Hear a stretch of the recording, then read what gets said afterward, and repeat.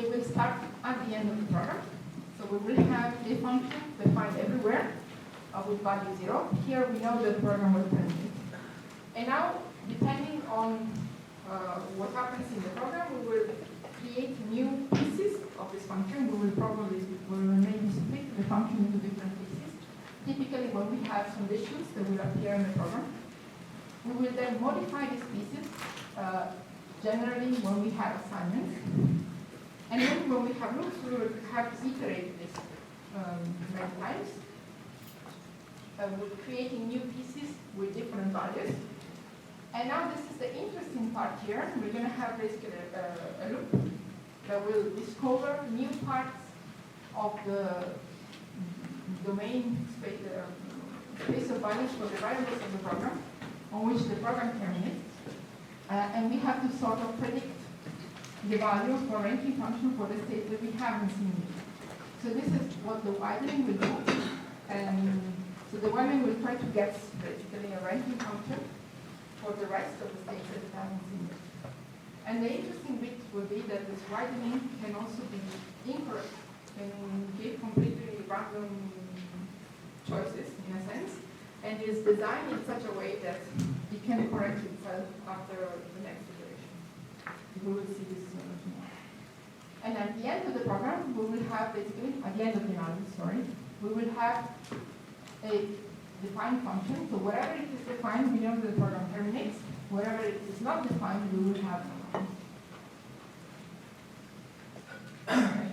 I'll just tell you a few more things about the abstraction. So the abstraction works essentially like this. We have our alpha domain of piecewise defined functions.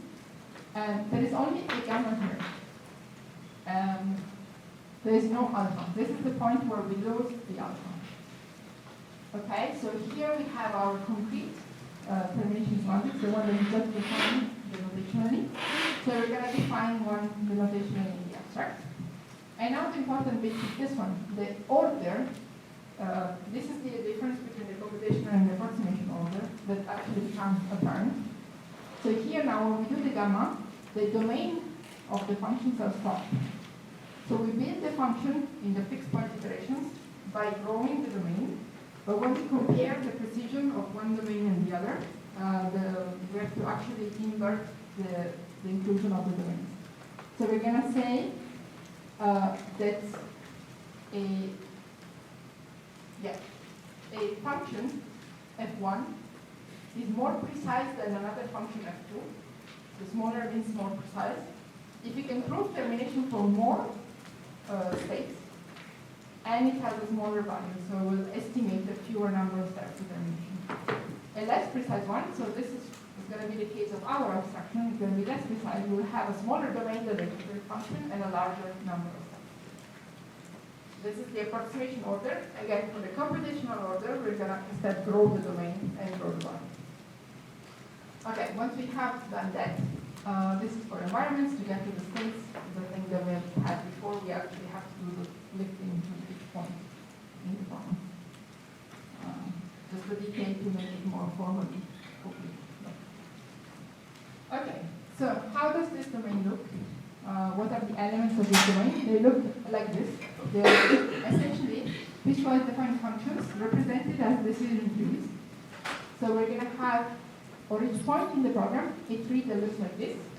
So each node in the tree contains constraints. The constraints, I will get to it in a moment, but they have a specific form. It's a parameter of the domain. But basically, we have a set of constraints that we can choose from. We cannot put anything that we want in there. And then on the left, we have the subtree that satisfies the constraint, and on the right, we have the subtree that doesn't satisfy the constraint. So essentially, all these constraints are creating the pieces of the function. And now the leaves, we have the value of the function for each of those pieces. And the leaves are the number of steps that it takes in the worst case to terminate from that partition, from that set of values. So this is the ranking function represented by this piece here. So for instance, the case where it takes one step to termination, it's when x is not greater than equal to 6, or it's not greater than equal to 4, and so on. So it's this function. Okay, one second more, sorry. I just want to tell you about the domain and the functions. So for the domain, as I said, they are chosen from a set of constraints, specific set of constraints. Essentially, we have an underlying numerical domain that we use. So we could use constraints that are in the shape of intervals, constraints that are in the shape of polyhedra. So intervals means we can only have constraints that talk about one variable at a time. Polyhedra, they can talk about all the variables in the program, and they're all linear.